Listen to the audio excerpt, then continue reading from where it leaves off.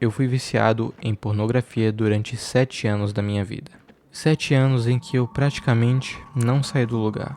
7 anos prometendo pra mim mesmo que seria a última vez e decepcionando a mim mesmo pouco tempo depois. No momento em que eu estou gravando esse vídeo, fazem quase 2 meses que eu estou sem consumir nenhum tipo de conteúdo pornográfico. E o mais estranho é que hoje eu não sinto vontade nenhuma. Mas o que eu tenho de mais importante para te falar não é como eu parei, mas sim os erros que eu cometi e que me fizeram demorar tanto tempo para parar. Porque olhando para trás, eu vejo que se eu tivesse feito uma coisa diferente, já teria me ajudado muito. Mas para você entender porque eu demorei tanto para perceber isso, eu preciso voltar para o começo.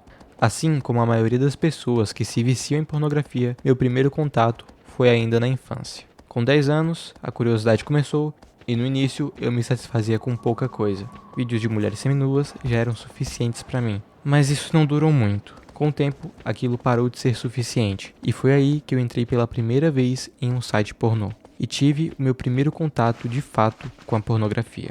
Lembro de achar tudo aquilo estranho, nojento. E olhando para trás, isso parece contraditório com o que eu fiz depois, porque se eu senti uma certa repulsa, por que eu me viciei? Acredito que seja por conta do impacto do conteúdo, e não o quanto eu gostava dele, mas o quanto ele consegue capturar sua atenção, te distrair do mundo e de certa forma te anestesiar. Por ser mais intenso, mais novo e mais estimulante, aquele conteúdo me provocava uma reação mais forte do que o material mais leve tinha provocado. Mesmo que eu reconhecesse que aquilo era errado ou desconfortável, eu também era atraído pela intensidade da experiência. Então, eu voltei no dia seguinte e depois no outro. E sem perceber, aquilo deixou de ser uma exceção para se tornar um hábito. Todos os dias, depois da escola, todas as noites, antes de dormir.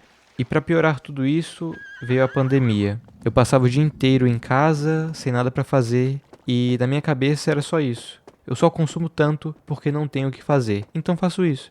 Meu vício se intensificou muito nessa época. E o pior é que eu realmente acreditava que aquilo era passageiro. Que quando a pandemia acabasse, eu voltaria ao normal sozinho, sem esforço nenhum. Quando a pandemia acabou, eu tinha 13 anos, e foi aí que eu tentei parar pela primeira vez. Eu tinha percebido como aquilo estava prejudicando meu sono, minha concentração, ou basicamente qualquer coisa que eu quisesse fazer. Então decidi resolver isso, sozinho. Eu contava os dias sem consumir, prometia pra mim mesmo que não ia voltar, comecei a ir pra academia, comecei a assistir vídeos sobre como parar. Quando eu ia em alguma viagem, achava que estar em um lugar diferente, cercado por pessoas, poderia me ajudar, e pensava, certo, essa é a hora de parar. Mas eu nunca ficava mais de uma semana sem ter uma recaída. E o motivo de eu insistir em fazer isso sozinho era porque eu pensava, isso é problema meu, ninguém tem culpa de eu estar nessa situação. Eu comecei e eu vou terminar sozinho. Só que tem uma coisa sobre o vício em pornografia que diferencia ele de qualquer outro vício e torna parar sozinho muito mais difícil. É que diferente do vício em álcool ou em cigarro, que as pessoas percebem que você está com problema porque você está alterado ou fedendo que nem um bicho, o vício em pornografia é algo muito mais solitário, porque ele não muda nada por fora, ele só afeta você. Então as pessoas que vêm de fora não percebem que você está olhando para as outras pessoas de um jeito estranho ou pensando em bobagem quando não deveria. E por ter vergonha, quem tem vício em pornografia não pede ajuda. Geralmente pensa que são elas contra o vício.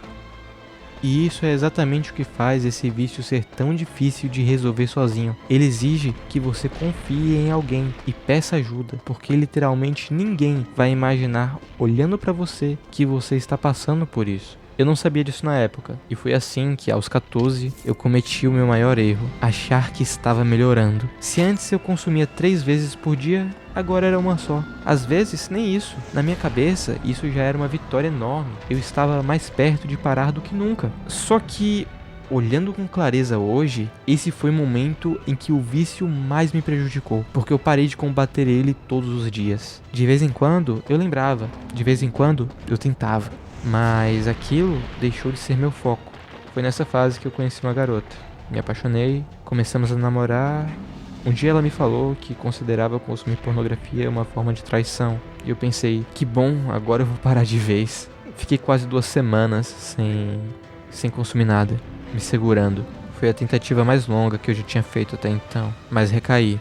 E depois disso tentei várias vezes. Nenhuma chegou perto daquele tempo de novo. Porque mesmo querendo parar, mesmo me sentindo culpado por trair a confiança de alguém que gostava muito de mim, eu não conseguia deixar de cometer aquele erro. E o pior, com o tempo eu parei de sentir culpa. Na maioria das vezes eu não sentia nada, nem o prazer que eu sentia quando era mais novo. Era como se eu fizesse isso no piloto automático. Eu tinha um padrão pra mim fazer essas coisas que quando eu penso hoje é muito claro, mas na época não era. Sempre antes de fazer alguma coisa que era minha responsabilidade. Gravar um vídeo, estudar, encontrar minha namorada, eu precisava cometer aquele erro de novo. Era como um ritual antes de qualquer coisa que exigisse um pouco de esforço de mim. Mesmo que fosse algo que eu quisesse fazer e que eu escolhi fazer, não porque eu estivesse com desejo, mas porque eu tinha aprendido que aquilo aliviava a tensão por um instante. Em vez de encarar o desconforto de começar algo difícil, eu fugia para pornografia. Eu falhava antes mesmo de tentar, só para me anestesiar e não sentir nada por um segundo. Reconhecer isso foi uma das coisas que mais me ajudou a entender o que realmente estava acontecendo comigo. Eu tinha aprendido a trocar qualquer meta de longo prazo por um alívio imediato. E eu não tinha percebido. E o mais confuso disso tudo é que eu culpava as coisas erradas. Não era por conta da minha escola, que tinha um mês inteiro de prova. Não era o namoro, que tomava muito meu tempo. Minha ex-namorada, aliás, era incrível e me ajudava muito a organizar os meus projetos e atividades da escola. Mas na época, eu transferia a culpa da minha baixa produtividade para qualquer coisa ao redor, menos para o real problema. E isso só alimentava um ciclo. Eu voltava de um encontro me culpando por não estar fazendo outra coisa. Aquilo me deixava tenso. E eu usava pornografia de novo para me anestesiar. Só que o desconforto nunca ia embora de verdade. E tocando nesse ponto, é importante a gente diferenciar, a culpa e a vergonha. A culpa é ligada a uma ação e pode te motivar a mudar. A vergonha ataca quem você é. E isso vai acabar te paralisando, vai acabar fazendo que você não tome atitudes para mudar, porque você não está culpando do que você faz, você está se envergonhando de si próprio. Eu acho que, sem perceber, fui trocando culpa por vergonha ao longo desses anos. E é por isso que fui parando de sentir qualquer coisa, porque tinha empurrado aquilo para debaixo do tapete. Vivi assim por 2 anos, namorando, chateado comigo mesmo, culpando a escola, culpando o namoro, olhando para tudo menos para o que realmente importava. Foi tudo isso que me levou a um ponto em que continuar daquele jeito ficou impossível. Eu precisava mudar. Depois desses 2 anos, numa noite em que eu estava muito mal, pensando em como eu ia mudar de vida se nem conseguia fazer o básico, liguei para minha namorada, falei que não estava bem, que precisava ajeitar minhas coisas, que talvez precisássemos terminar. Nos encontramos no dia seguinte e terminamos numa sexta-feira. E eu achava que no sábado eu iria fazer tudo diferente. Não tinha que conversar com ela e não tinha atividade. Eu só precisava fazer o vídeo sem piscar, roteirizar, gravar e editar, como se não houvesse amanhã. Sabe o que eu fiz? Consumi pornografia. Escrevi um pouco de roteiro, consumia de novo, mais um parágrafo e via de novo. E foi assim até o fim do dia. Quando eu deitei na cama, naquela noite, eu estava triste por não ter feito o que eu queria e a pessoa com quem eu conversava para relaxar, eu tinha acabado de mandar embora da minha vida. Naquele momento eu me senti fraco, patético. Tive nojo de mim mesmo e do que eu estava fazendo. Pensei, eu me tornei quem eu nunca quis ser, um viciado. Logo depois veio outro pensamento. E se alguém me assistisse hoje? E velho, pensar nisso te dá uma sensação terrível. Porque o que você imagina ser o julgamento do outro, na verdade é o que você pensa de si mesmo. E quando você olha pra si mesmo com nojo, vergonha e raiva, dói. Foi justamente essa dor que me fez enxergar uma coisa. Se eu continuasse daquele jeito, eu continuaria destruindo relacionamentos, abandonando sonhos e repetindo os mesmos erros e os mesmos ciclos.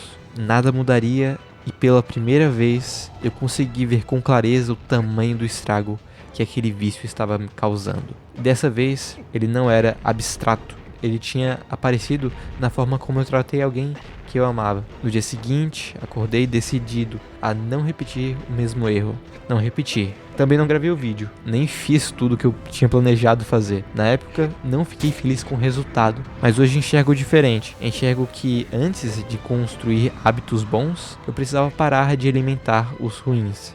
Tentar começar novos hábitos antes de se livrar dos seus vícios é como tentar plantar em uma terra bichada. E desde aquele dia, eu simplesmente não quero mais consumir pornografia. Porque nós só mudamos de verdade quando dói, quando não conseguimos mais aceitar viver de um jeito, quando a dor de mudar é menor do que a de permanecer onde estamos. Eu espero sinceramente que você que está assistindo não precise passar por uma perda para conseguir parar. E a forma de não chegar nesse ponto é, primeiro, não ignorar o problema como eu fiz. Ele vai acabar só ficando maior. E o segundo, peça ajuda. Durante anos eu acreditei que esse era um problema que eu precisava resolver sozinho. Afinal, fui eu quem criei esse vício. Então fazia sentido que eu também fosse o único responsável por sair dele. Só que eu estava errado. Quando finalmente tomei coragem para contar para as pessoas mais próximas de mim, meu irmão, meu pai, minha mãe e até minha ex-namorada, as reações foram diferentes. Teve indiferença, teve preocupação, teve um conselho simples, teve até decepção. Mas no fim, quase todos tinham uma coisa em comum. Eles queriam me ajudar. E isso fez toda a diferença. Então, se eu puder te deixar um conselho, é esse. Fale com alguém. Você não precisa passar por isso sozinho, como eu tentei durante 7 anos. E, se você ainda não tem coragem de conversar com alguém pessoalmente, comece escrevendo aqui nos comentários o que você está vivendo. Eu vou ler e responder todos, porque eu sei como é se sentir sozinho e preso. Mas acredite, quando isso deixar de ser um segredo, as coisas vão melhorar. Eu acho que é isso. Valeu.